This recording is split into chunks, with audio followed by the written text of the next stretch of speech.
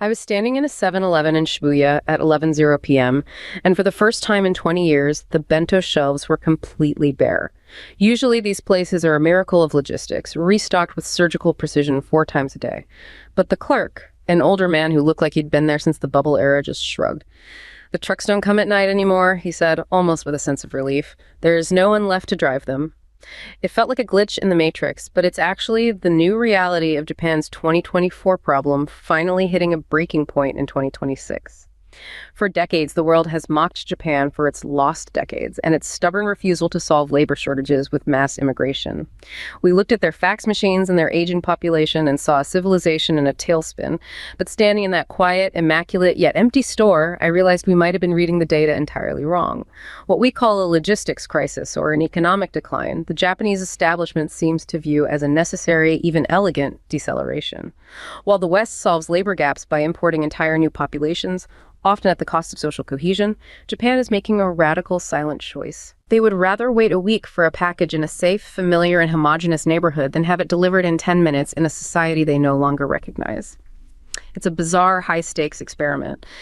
They are essentially betting that automation and a return to matane, the philosophy of not wasting what you have, can sustain a silver democracy that is purposefully shrinking. They aren't failing to grow, they are choosing to contract with dignity. It raises a haunting question for the rest of the world.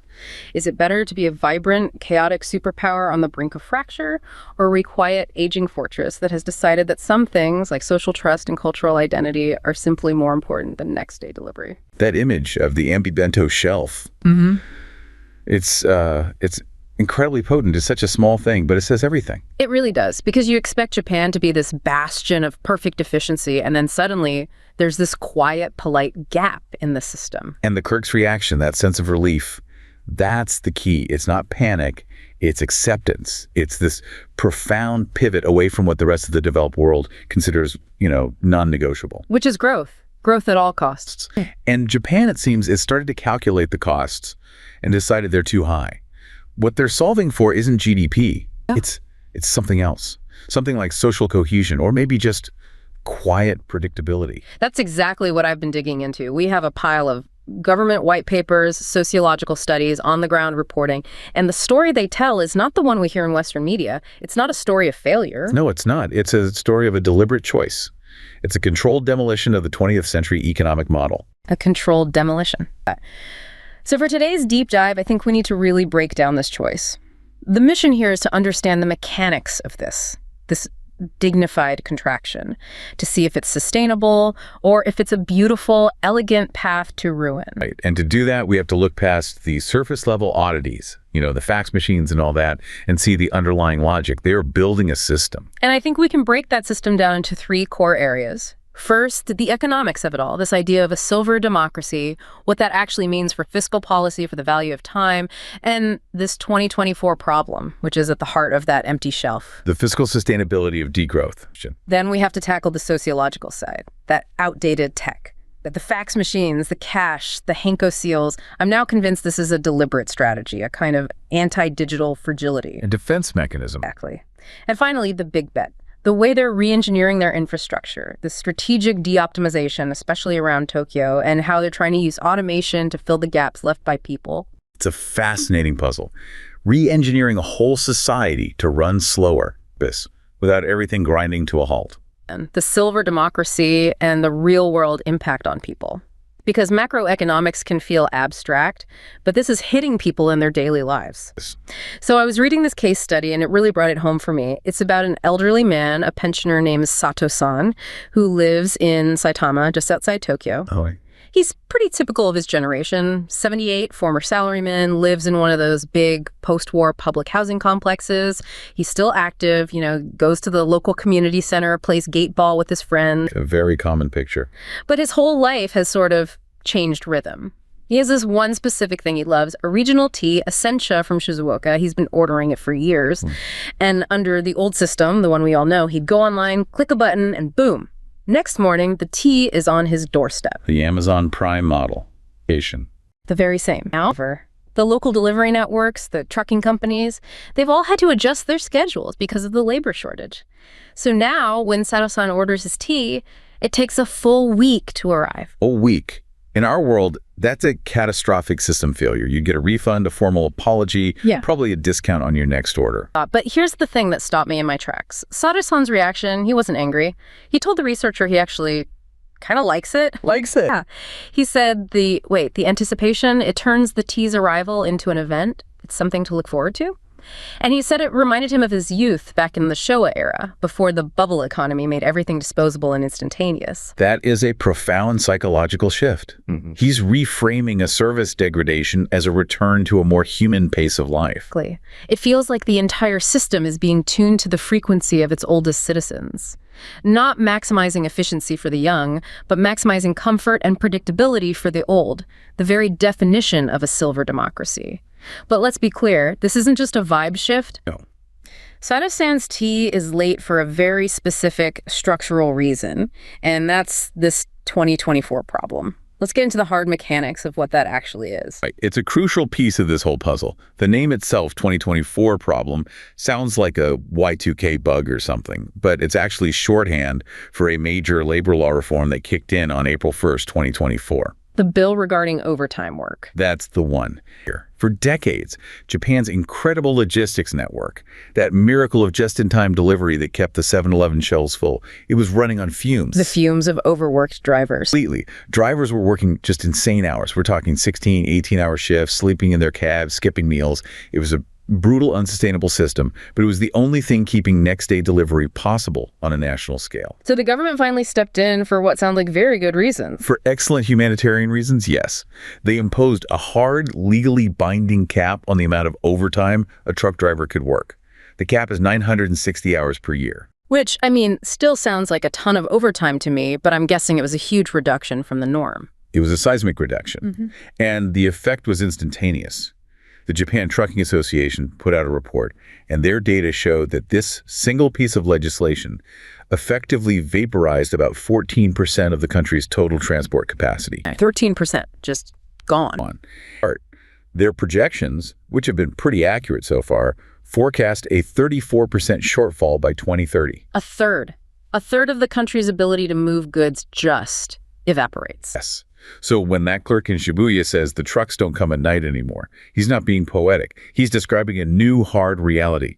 The driver has hit his legal overtime limit, the engine is off, the truck is parked, the bento is not coming. And this is where the big choice comes in, right? Because in any other developed country, a 34% labor gap in a critical industry like logistics would trigger DEFCON 1. Absolutely. The entire political and economic establishment would be screaming, fill the gap. We need bodies in those trucks now. You'd see massive wage hikes to pull workers from other sectors. You'd see emergency training programs. And most significantly, you'd see a massive push for more immigration. It would be the #1 solution on the table. States bring in foreign workers who are willing to do the job. You cannot, under any circumstances, allow GDP to fall just because packages aren't moving. That's the Western dogma. But Japan just hasn't done that. I've looked at the numbers for their specified skilled worker visa program, which is their primary vehicle for this. It's a drop in the ocean. They are not importing 1 million truck drivers. They're not even importing 50,000. They are, in effect, choosing the shortfall. They are choosing to let the tea take a week. And this is where it gets really fascinating from a social science perspective, because it defies standard economic theory. It brings to mind those future design experiments you pointed me to. They seem to offer a psychological key to understanding this choice. I think they do. They were run out of Kochi University of Technology in a small town called Yahaba initially.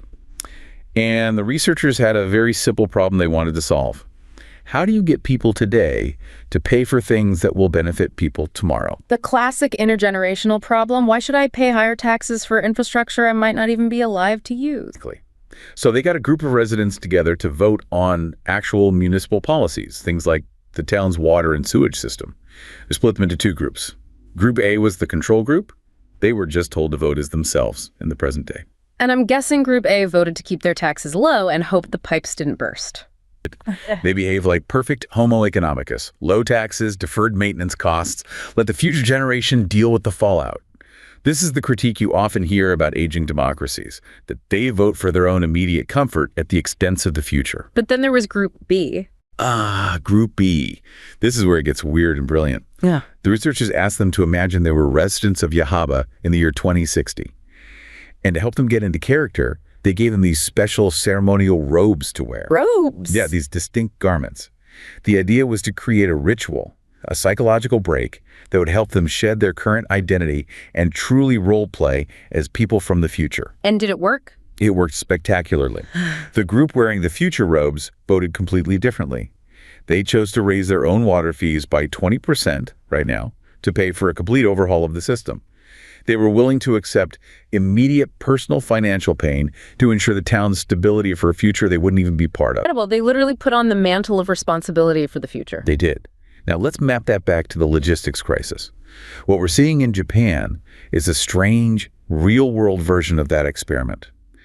The silver democracy, the dominant elderly voting bloc, is not voting to defer a cost. They are actively choosing to pay a cost. The cost being a reduction in convenience? They are accepting empty shelves at 11 p.m. They are accepting that their tea takes a week. They're doing this rather than paying the social cost that they perceive would come with the alternative solution. Which is mass immigration. In this model, social stability and cultural homogeneity are the public goods they are willing to pay a convenience tax to preserve. They've put on the robes, in a way, and decided that the long-term social fabric of Japan is the infrastructure worth investing in. It's a fundamental decoupling of gross domestic product from what they perceive as quality of life. The GDP numbers have been stagnant for decades, the lost decades. But by many metrics, safety, cleanliness, social trust, life expectancy, the quality of life is incredibly high. That's the trade-off. They've opted out of the chaotic, high-growth, high-churn model of the West. They're choosing to manage a graceful decline rather than risk a fractured, chaotic expansion. But we have to be clear, it's not a utopia. No. That 34% gap is real, and it puts immense pressure on the workers who are left. Something like half of all Japanese firms are reporting severe labor shortages.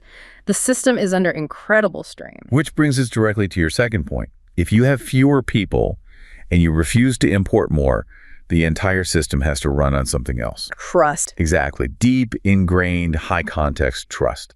And that's where their supposedly backward technology starts to make a weird kind of sense. I mean, for years, I was one of those people who would see a fax machine in a Japanese office and just laugh. It seemed like a punchline, a symbol of a country that couldn't get out of the 20th century. We all did. The digital agency have been on a crusade to eliminate them for years. It's seen as an embarrassment.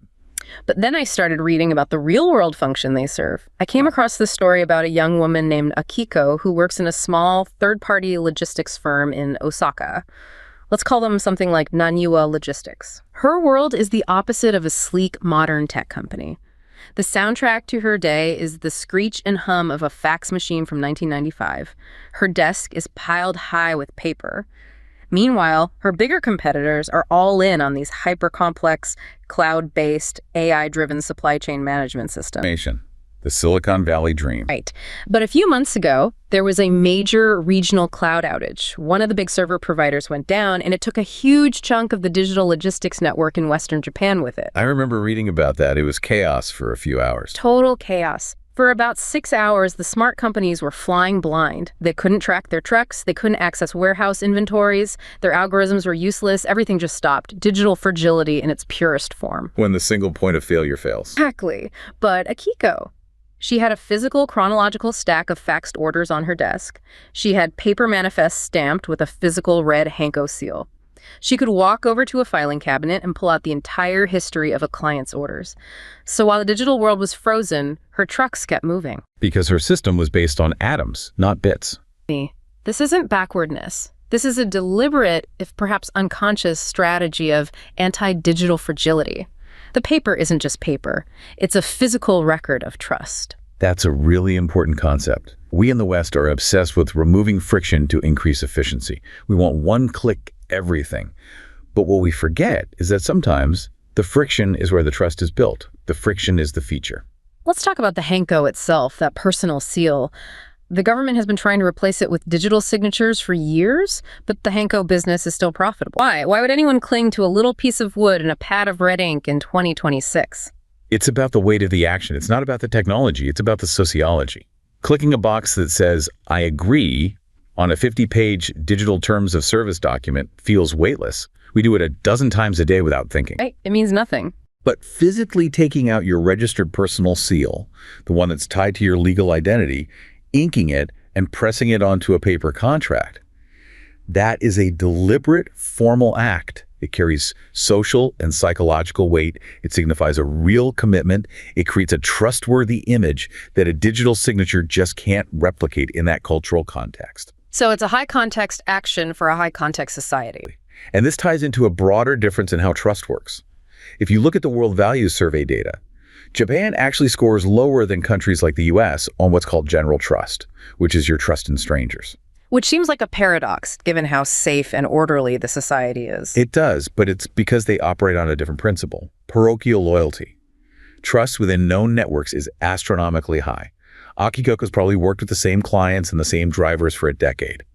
She doesn't need a blockchain to verify a transaction. She has a 20-year relationship. The facts in the hanko are just the physical rituals that reaffirm that human-to-human bond. It's a system built on reputation, not on digital verification.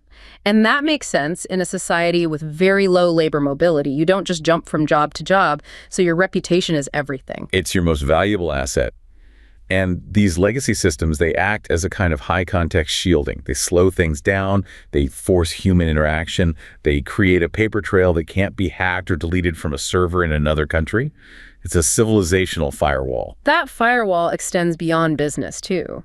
I was thinking about the chokai, the local neighborhood associations. Oh, the chokai are the bedrock of local Japanese society. They're technically voluntary, but in practice, they're almost mandatory.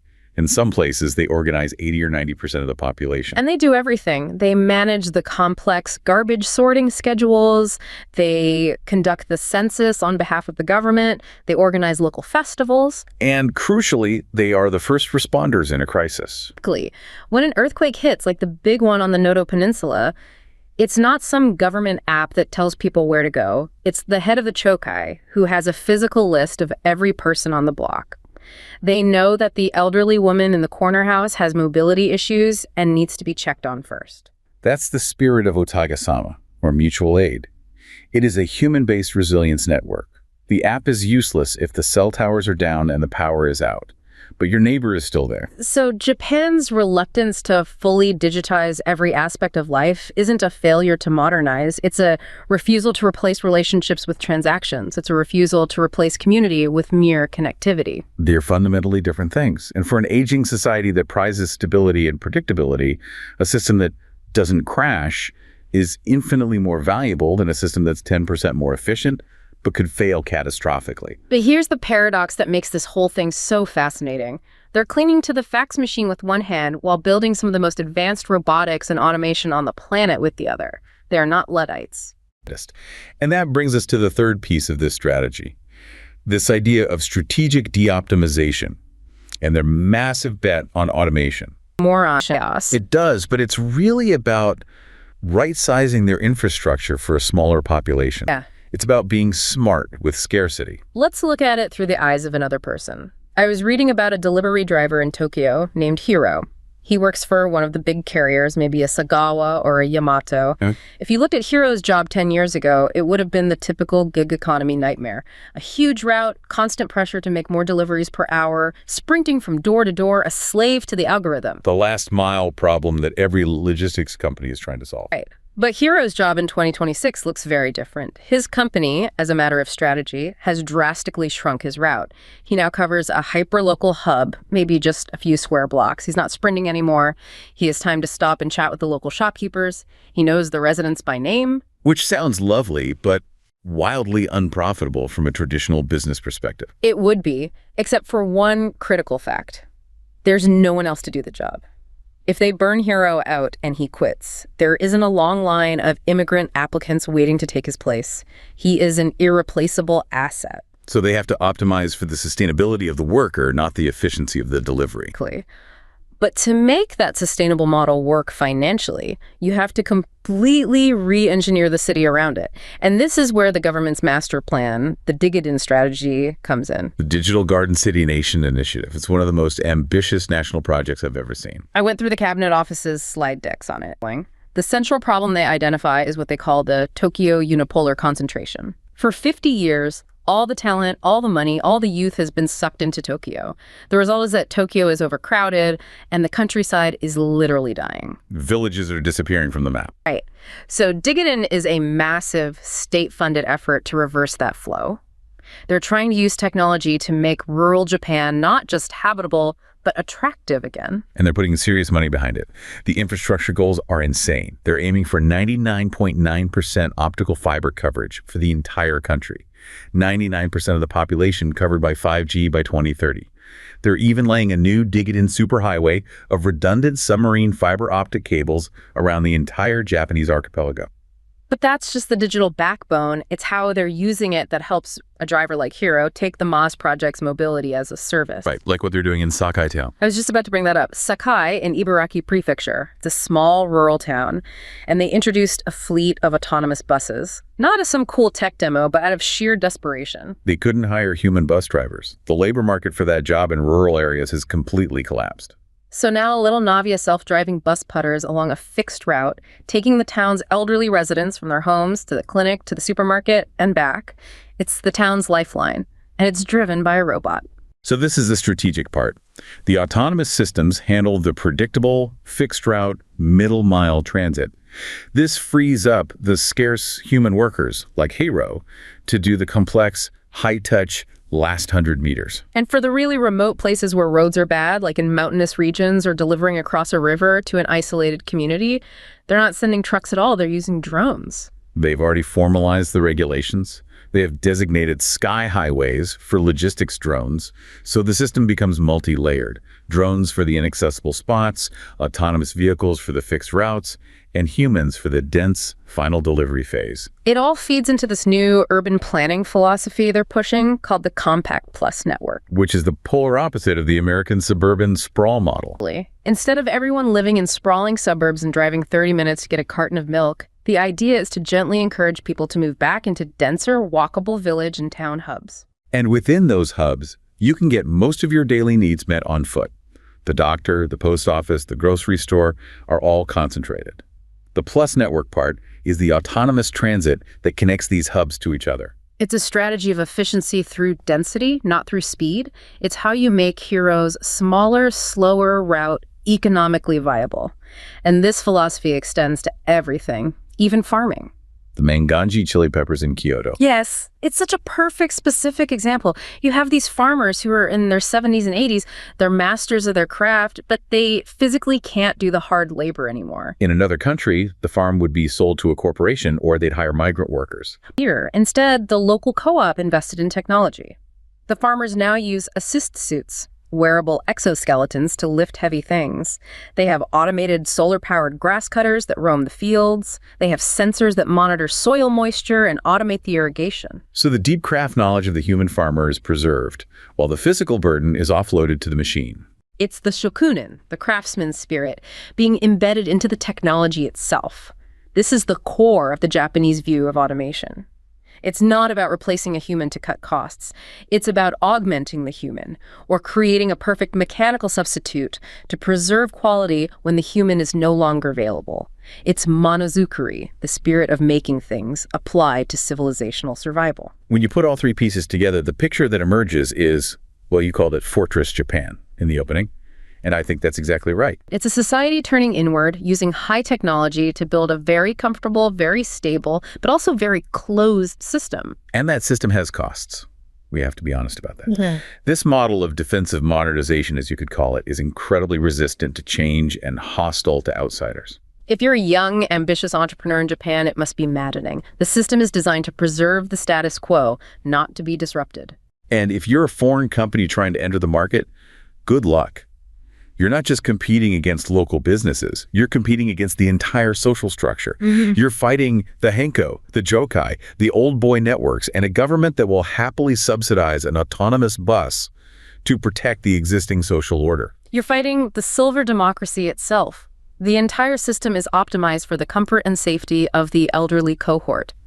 The telemedicine project in Mishimamura, a tiny island village, exists so the retired village doctor doesn't need to be replaced.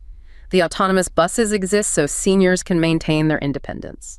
It is a conscious choice to prioritize continuity and safety over the creative destruction and rapid scaling that defines Silicon Valley capitalism. Yeah. It's a system saying a very polite but very firm no thank you to disruption. At least to the kind of disruption that severs social bonds. They will innovate enthusiastically on the tool, the robot, the drum, the fiber optic cable. If it helps them preserve the habit living in your ancestral village, getting your tea delivered, trusting your neighbor. Together. It starts with Sato-san waiting a week for his tea. Reality. A society consciously accepting contraction and a slower pace of life. Then you have Aikiko and her fax machine. That's the sociological immune system, using legacy systems as a firewall to protect high-context trust and resist digital fragility. And finally, you have Hero and the autonomous bus. That's the technological gamble. A massive bet that automation can manage scarcity and maintain quality of life, allowing the fortress to sustain itself without bringing in outsiders. When you lay it out like that, it's not a collection of weird quirks. It is a coherent, if radical, national strategy. They've looked at the binary choice the West offers, grow or die, and they've chosen a third path. Contract and sustain. It's a path that most Western economists would call a recipe for disaster, stagnation, irrelevance. But if you remove the obsession with GDP growth as the only metric of success, it starts to look different. It looks like a hyper-advanced civilization attempting to perform the most difficult maneuver imaginable, sticking the landing on a demographic decline without crashing the plane. And if they manage to pull it off, they become a blueprint. Because every developed nation is on the same demographic trajectory. Italy, Germany, South Korea, China. We're all just a few decades behind Japan. They are the canary in the coal mine. But this canary, instead of just dying, has decided to build itself a comfortable, automated, self-sustaining cage and just live out its days in peace and order. It's an astonishing story, and it really forces you to ask a fundamental question about what we value most. Is it endless growth, endless speed, endless disruption? Or is it stability, safety, and the integrity of the society you live in? Japan has made its choice. Japan stands as a global testament to an alternative path. The logistics crisis is, in truth, the visible cost of maintaining a remarkable social consensus. Japan is not trying to win the race of endless growth. It is trying to preserve the integrity of its civilization's finish line. In a world lurching between chaotic expansion and violent backlash, Japan offers the vision of a quiet, orderly, and self-possessed retreat, a fortress not of steel, but of sustained and deliberate choice.